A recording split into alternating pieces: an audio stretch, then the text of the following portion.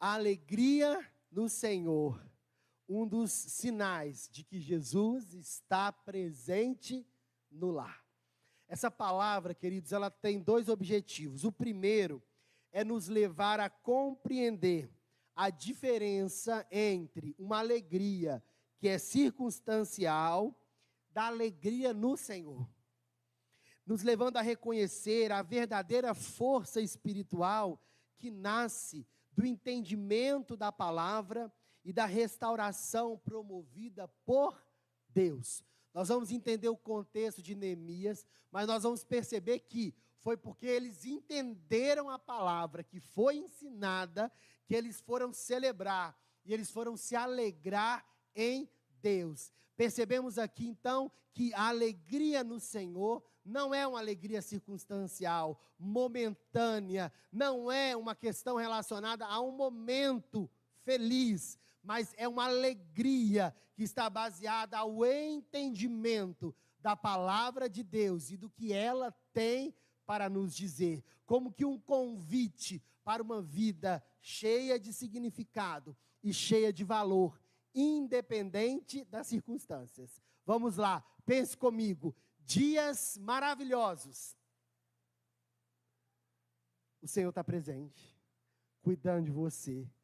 Dias difíceis, o Senhor está presente, cuidando de você. Dias normais, que são muitos, né? Deus está presente, cuidando de nós. A convicção de que o Senhor está presente e cuidando de nós em todos os momentos, independente das circunstâncias, o entendimento da palavra nos leva a essa alegria contagiante, essa alegria no Senhor, que independe das circunstâncias, de coisas, de pessoas, mas de um entendimento e de um posicionamento, uma alegria que é uma atitude que nós tomamos, e é capaz de trazer a diferença para todos os lugares que nós estivermos, porque uma pessoa alegre, independente das circunstâncias, é uma pessoa que contagia as pessoas, que traz um dos sinais de que Jesus está ali, Jesus está presente, porque apesar dos desafios que a vida possa trazer, é o Senhor quem move o nosso coração e dirige o nosso caminho. O segundo objetivo dessa palavra é então nos levar a desenvolver uma postura que seja intencional, uma atitude de gratidão diante dos desafios, aprendendo sempre a escolher a alegria como um posicionamento espiritual, independente do contexto. Então, aqui eu quero reforçar a necessidade, ao final dessa palavra, de nos posicionarmos intencionalmente. Então, não é se, não, eu quero e eu vou agir a favor de escolher a alegria no Senhor, diante dos contextos que eu possa estar vivendo e dos desafios que eu possa estar enfrentando. Nos melhores momentos, nos mais difíceis ou nos dias normais, a minha decisão intencional, o meu posicionamento é a alegria do Senhor no meu coração. Que Deus possa nos ensinar cada vez mais. Amém? Bom, vamos ao contexto de Neemias, queridos. Neemias capítulo, queridos, 8, que nós lemos, nós percebemos aqui um grande marco na história do povo de Deus. Quem conhece a história de Israel sabe que ele desobedeceu muito ao Senhor. O povo de Deus não agiu corretamente com o Senhor. E um Deus que nos ama tanto, um bom pai, ele decidiu um caminho de disciplina para os seus filhos. Ele permitiu, por 70 anos, que o povo dele ficasse cativo na Babilônia. Foi Jerusalém invadida por Nabucodonosor, destruiu os muros, destruiu o templo, levou as pessoas como escravas, e foi um período em que as pessoas estavam ali, e elas estavam agora completamente distante da sua pátria, dos seus costumes, numa nova cultura, e foram desafios gigantes, foram desafios de 70 anos. Só que agora, Deus já tinha determinado que quando terminasse os 70 anos, Ele levaria o seu povo de volta a Jerusalém. E Ele mesmo iria prover tudo que fosse necessário, como ele fez, levantando Neemias. Neemias retorna para Jerusalém para construir, primeiramente, os muros da cidade, porque os muros eram importantes para que a cidade estivesse segura e protegida, para impedir invasão inimiga. E ele teve muitos desafios. Quem lê o texto de Neemias sabe que por muitos momentos foi difícil permanecer firme. Mas tem uma palavra que ele disse quando os seus inimigos tentaram se levantar contra ele, e ele falou assim: olha, eu estou em uma grande obra, de maneira que eu não posso parar.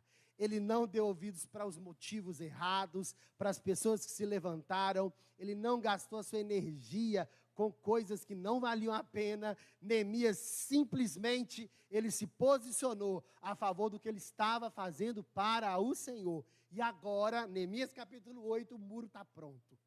E agora era a hora de celebrar. Então, eles vão fazer um grande culto ao Senhor, gente. Imagina um povo que tinha 70 anos que não cultuava. Você já ficou uma temporada sem cultuar e sabe como é difícil, não é?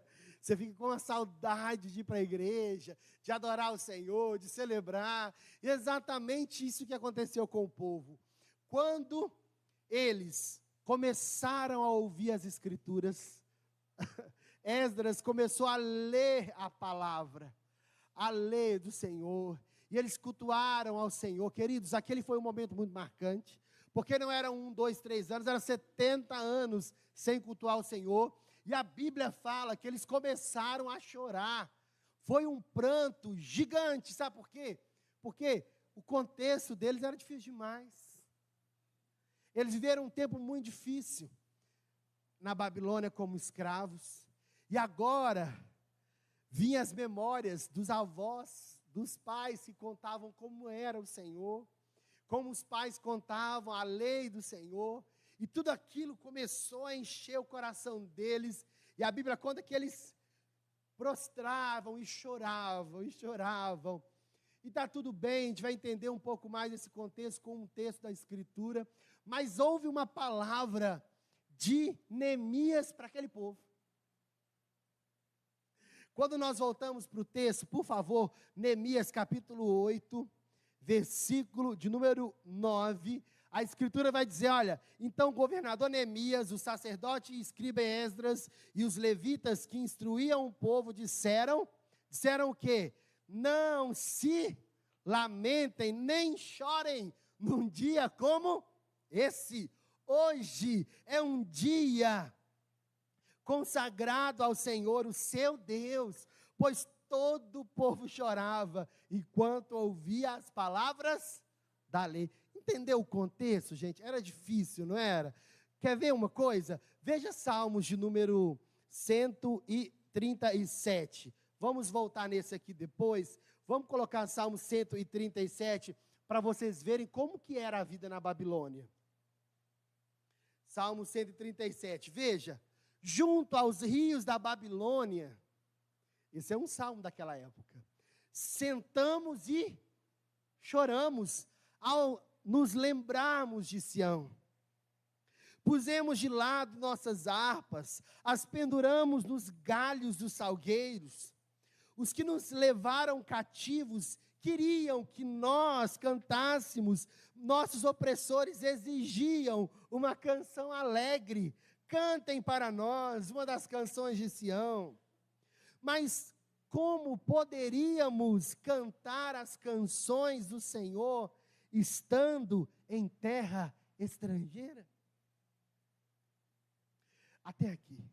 Percebe qual era a situação, o contexto deles? Quando eles estavam cativos, eles sentavam junto aos rios de Babilônia e choravam.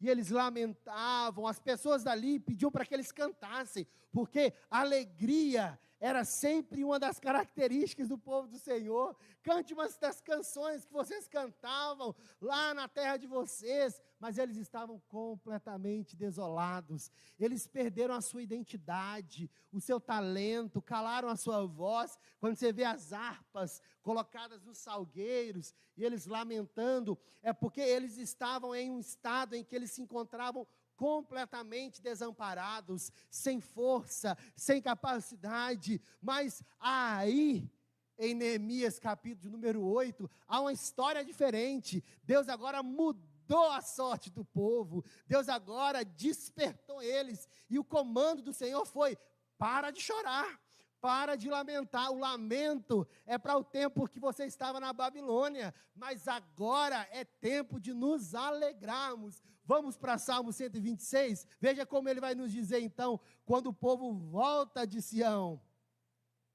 Salmo 126, quando o Senhor trouxe os exilados de volta a Sião, foi como um sonho. Olha como foi diferente, a nossa boca se encheu de riso, cantamos de alegrias, as outras nações disseram: o Senhor fez coisas grandiosas por eles. Sim, o Senhor fez coisas grandiosas por nós. Que alegria! Restaura, Senhor, nossa situação, como os riachos revigoram o deserto. Os que semeiam com lágrimas, colherão com gritos de alegria. Percebe, queridos, que os que choram enquanto lançam as sementes, mas cantam quando voltam com a colheita. Agora o cântico dos que voltam para Sião é um cântico o quê? Diferente. Lá em Babilônia, sentavam-se e choravam aos rios, mas agora o convite é diferente. Quando o Senhor restaurou a nossa sorte, nós ficamos como os que sonham, a nossa boca se encheu de riso, os nossos lábios de um novo cântico, e mesmo se quando estivermos caminhando, semeando a boa semente do nosso dia a dia, vierem lágrimas, temos convicção de que o nosso retorno será triunfante, voltaremos com os nossos feixes nas mãos, ou seja, temos a convicção da vida eterna guardada em Deus, para mim e para você, ou seja, é diferente. O que eu quero despertar a igreja aqui, queridos, que antes de termos uma vida de compromisso com Jesus, com Cristo, de termos a revelação da palavra, de pela fé sermos restaurados, estávamos como o povo na Babilônia, chorávamos, lamentávamos, mas a nossa sorte mudou, porque em nós o Espírito Santo de Deus veio morar por meio da fé em Jesus Cristo. Fomos restaurados, purificados, fomos perdoados, e agora fomos convidados para nos levantar e para nos alegrarmos no Senhor, porque Jesus disse, João 10:10, o ladrão vem para matar, roubar e destruir, mas eu vim, disse Jesus, para que vocês tenham vida e vida em abundância. Percebe, queridos, que a palavra de ordem de Jesus agora é vida em abundância. Fala para o seu irmão assim, ó, Deus tem vida abundante para a gente. Amém? É assim, queridos, não é mais para ficarmos lamentando, chorando, não, agora é como Neemias disse, não é dia de chorarmos, não é tempo de ficarmos prostrados, é tempo de nos alegrarmos. Levantem-se, alegrem-se, porque esse é o tempo que o Senhor fez para eu e você, celebrarmos a Ele. Muitas vezes, por conta dos desafios que a vida possa nos trazer. Segundo, por conta das crenças limitantes que muitas das vezes nós passamos a acreditar, mesmo restaurados por Cristo, vivemos cabisbaixo e não vivemos a vida abundante que Deus tem para nós. Vivemos culpados por tantas coisas, vivemos insatisfeitos com o rumo que a vida tem nos trazido, e nos esquecemos da dádiva preciosa que Deus derramou sobre nós pelo Espírito Santo, o seu grande amor. E quando nós nos lembramos disso, nós precisamos nos lembrar de que ficamos como os que sonham. A nossa boca se encheu de riso, os nossos lábios de um novo cântico. Agora é a alegria do Senhor em nós. E mesmo que nós venhamos a ter aqueles momentos difíceis, semeando com lágrimas, nós podemos voltar colhendo os feixes, porque sabemos que o Senhor está conosco. O nosso final é triunfante. Essa palavra, queridos, é para você que talvez está em um estado de tristeza por muito tempo, por condições que você viveu, situações que você passou e você ainda não superou. Eu entendo, está tudo bem, mas não se esqueça que Deus tem uma vida abundante para mim e para você. Apesar dos desafios, a palavra do Senhor, vamos voltar para Neemias capítulo 8, a palavra do Senhor nos diz, Neemias 8, versículo de número 10. Agora, diz assim, Neemias prosseguiu, vão, comemorem um banquete de comidas saborosas, bebidas doces, repartam alimento com aqueles do povo que não prepararam nada. Esse é um dia consagrado ao nosso Senhor. Não fiquem tristes, pois a alegria do Senhor é a sua força. Perceba, queridos, o convite do Senhor para nos levantarmos. É o Senhor nos dizendo, levanta, se alegre, não sozinho, com a sua família, celebre ao lado dela, celebre ao lado das pessoas que Deus colocar no seu caminho. Mais do que isso, prepare um banquete, reparta o que você tem com aqueles que não têm nada, porque esse é um dia especial, dia que para a gente se transformou em um estado, queridos, contínuo de convicção em Deus, porque estamos no tempo da graça e do favor de Deus. Essa alegria precisa continuar perpetuamente no nosso coração. O convite do Senhor é: alegre-se, levante-se, celebre. Queridos, versículo de número 11, até os levitas tentaram acalmar o povo, dizendo, aquietem-se, não fiquem tristes, hoje é um dia santo. Então o povo saiu. Ele saiu para comer, ele saiu para beber, numa refeição festiva, para repartir o alimento, para celebrar com alegria, pois tinham ouvido e entendido as palavras de Deus. Eu e você estamos ouvindo a palavra do Senhor. E nós estamos entendendo que o tempo que Deus nos chamou foi para viver em abundância. Que a nossa atitude seja simplesmente dizer, eis-me aqui, Senhor, para viver a vida abundante que o Senhor tem para mim. E eu quero falar um pouco sobre essa abundância nessa noite. A primeira coisa que eu quero dizer, queridos, nessa noite, é que o convite que Neemias fez era um duplo convite. O primeiro deles era um convite para se alegrar genuinamente em Deus. Por quê? Porque eles haviam redescobrido os tesouros da leitura da palavra, do culto ao Senhor. Eles não viviam isso há 70 anos, mas mais do que isso, era um convite para deixar de lado, preste atenção, remorso, suspender o choro, deixar aquela neurose de culpa, que eu tenho culpa de tantas coisas, e se alegrar com os que receberam, com aquilo que receberam do Senhor, ou seja, uma nova oportunidade. O povo tinha pecado contra Deus? Sim. O povo tinha se distanciado de Deus? Sim. Mas já se passaram 70 anos. Em nós, podemos ter uma história, podemos ter os nossos desafios, mas Jesus já pagou o preço naquela cruz por mim e por você. O nosso passado foi limpo por Jesus, pela fé nele. Agora é tempo de seguirmos em frente, é tempo de desfrutarmos da vida abundante que Deus tem para a gente. Mas perceba, eles só conseguiram ir e celebrar porque eles entenderam a palavra de Deus.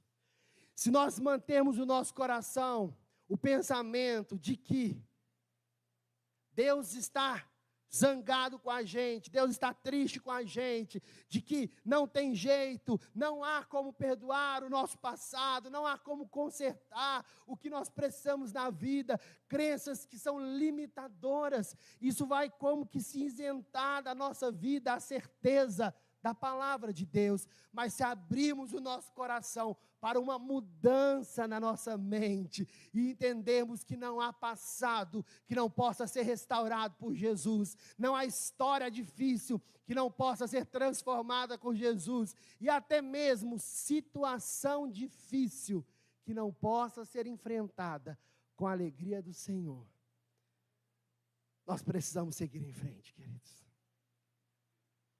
Essa palavra ela nos fala sobre decidir se alegrar diariamente, porque, como lemos em Romanos 14, 17, o reino de Deus não diz respeito ao que nós comemos ou bebemos, mas é uma vida de justiça, de paz e de alegria no Espírito Santo. Precisamos nos alegrar, precisamos decidir nos alegrar, porque a alegria é a convicção, é um sinal de que Jesus, Ele está na vida, Ele está na família, Ele está na residência, e tudo depende de nós. Eu posso viver frustrado, cabisbaixo, triste, mas eu posso escolher viver na alegria do Senhor, não deixado ser dominado pelo meu passado, não me deixando ser dominado pelas circunstâncias que eu esteja vivendo, mas convicto do cuidado do Senhor e da sua palavra, que me convida a viver uma vida abundante. A alegria no Senhor, queridos, faz com que as pequenas coisas venham ganhar um sentido imensurável. Os pássaros, as flores, as cores, o olhar da família, das pessoas que nós amamos, elas ganham um sentido diferente. Quando a alegria se revela, o que parecia cinzas se explode em cores. É o transbordar em gratidão, expresso em louvores, em cânticos. Acabamos agradecendo por coisas que algumas pessoas nem notam. Como é importante nos alegrarmos em Deus. Quando a alegria do Senhor é algo que nós decidimos trazer no nosso coração, nós passamos a perceber os mínimos detalhes. A gente está, às vezes, num dia tão corrido, parece que as coisas estão tão difíceis, e às vezes nós nem reparamos nos mínimos detalhes, né? Das cores que nos encontramos no dia a dia, das pequenas situações. Queridos, olhar assim de pertinho as pessoas da nossa família, as pessoas que nós amamos, ver os nossos filhos crescendo, ver a história que estamos construindo ao lado do nosso cônjuge, perceber a alegria que é poder ter uma família feliz, uma família unida, e fazer o que for preciso para que isso continue dessa forma. Queridos, isso é precioso. Nós passamos a parar de querer buscar tantas e tantas e tantas coisas, e passamos a agradecer por coisas que as pessoas nem percebem. A alegria do Senhor nos faz fazer isso. Obrigado, Senhor, pela vida. Ah, como é bom respirar, como é bom estar aqui saudável, como é bom ter a minha família, como é bom ter o pão de cada dia. Nós passamos a agradecer ao Senhor em todas as coisas. 1 Tessalonicenses, capítulo 5, fala sobre isso. Vamos ler esse texto? 1 Tessalonicenses, capítulo 5, versículo 16.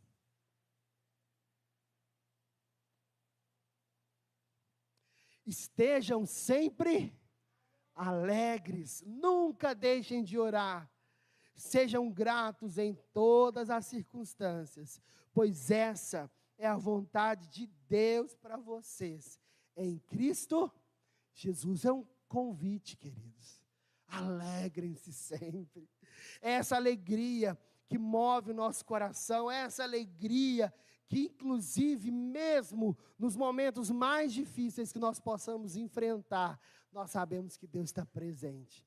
Atos, capítulo de número 16, no versículo 23, a palavra do Senhor fala sobre Paulo e Silas. Eles estavam na Macedônia, Eles estavam fazendo a obra de Deus. No meio do caminho, de repente, uma mulher escrava naquela época, endemoniada, um espírito de adivinhação estava sobre ela. Então, ela começou a vir atrás de Paulo e começou a mexer com Paulo, a exaltar Paulo, e Paulo não gostou daquele negócio. Ele falou assim, espírito, sai dessa mulher agora, em nome de Jesus. Aquela mulher foi liberta, mas aquilo foi um grande problema para aquele povo. Os donos daquela mulher ganhavam muito dinheiro com a adivinhação que ela fazia e agora não iriam ganhar mais. Pense como eles ficaram bravos. Criaram uma situação para que Paulo e Silas fossem levados em praça, fossem machucados em praça, levados presos no cárcere inferior, e eles estavam ali na alta da noite, machucados, feridos e com muitos desafios, mas a palavra nos diz, queridos, que à meia-noite, eles estavam adorando ao Senhor e de repente, um terremoto acontece, as prisões se rompem e ali Deus faz um grande milagre, inclusive na vida do carcereiro que crê no Senhor Jesus e a sua casa também é salva. Mas o que eu quero dizer aqui, queridos, que independente das circunstâncias, quando temos a convicção certa, pelo esclarecimento da palavra, nós permanecemos alegres no Senhor, independente das circunstâncias. Lembra que no início eu disse que a gente tinha que ser intencional? A gente tinha que tomar decisão? Não é fácil, não.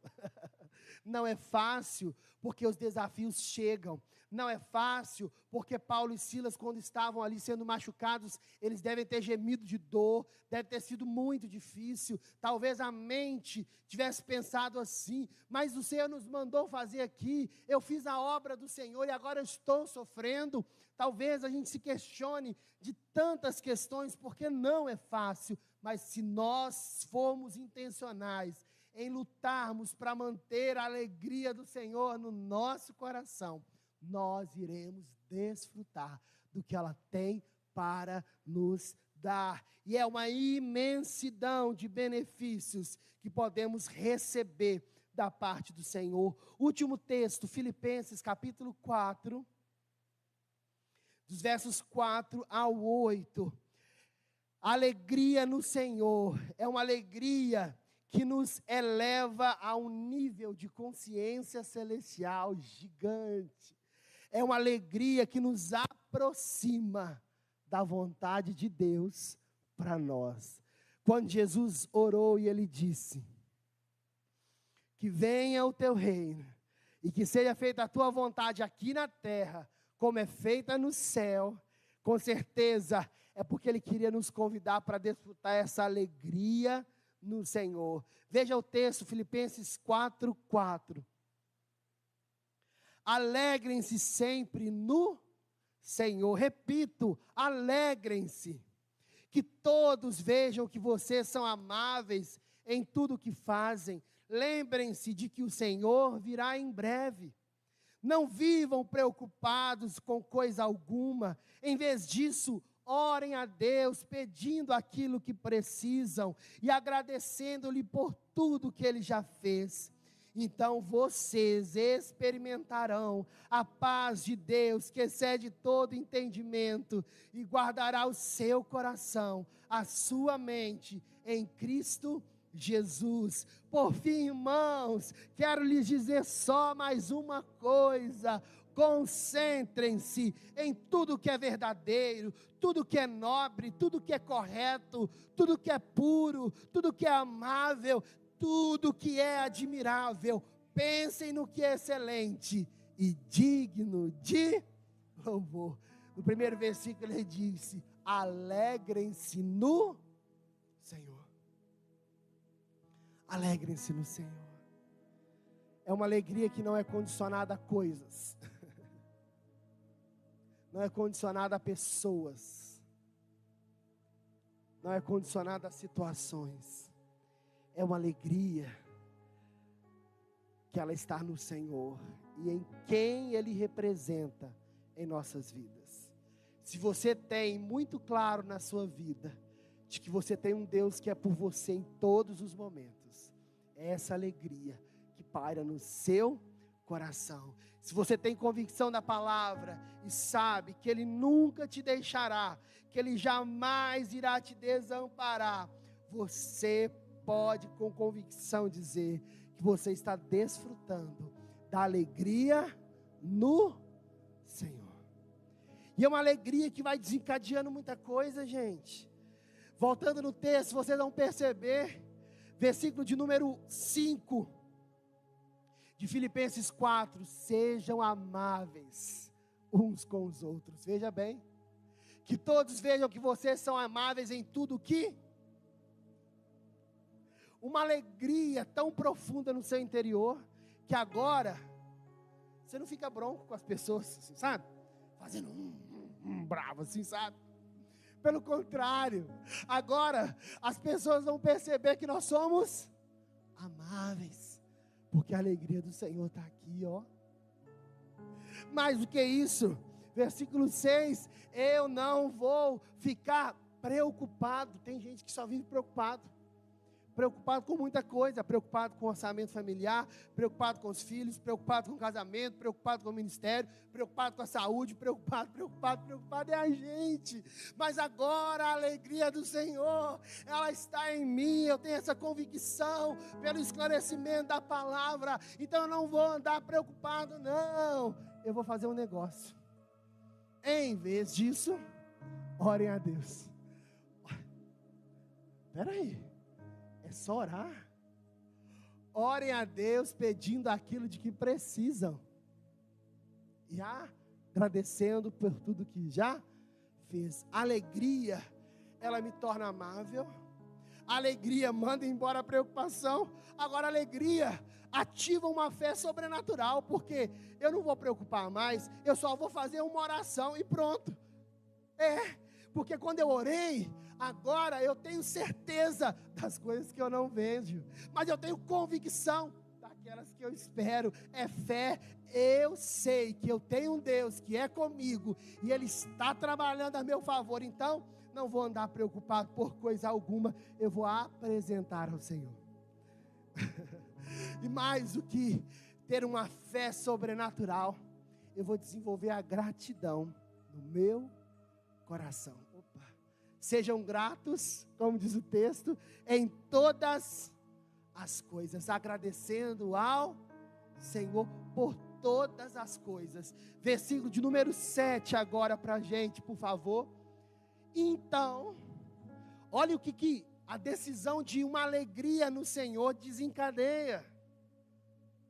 Sermos amáveis, controlando até o mau humor que muitas vezes nos pega, nos ensinando a não andarmos preocupados, mandarmos embora a preocupação, ativa uma fé sobrenatural, nos ensina a agradecer, e agora nos faz desfrutar de uma paz, que excede todo o entendimento, e que guarda o nosso coração e a nossa mente em Cristo Jesus.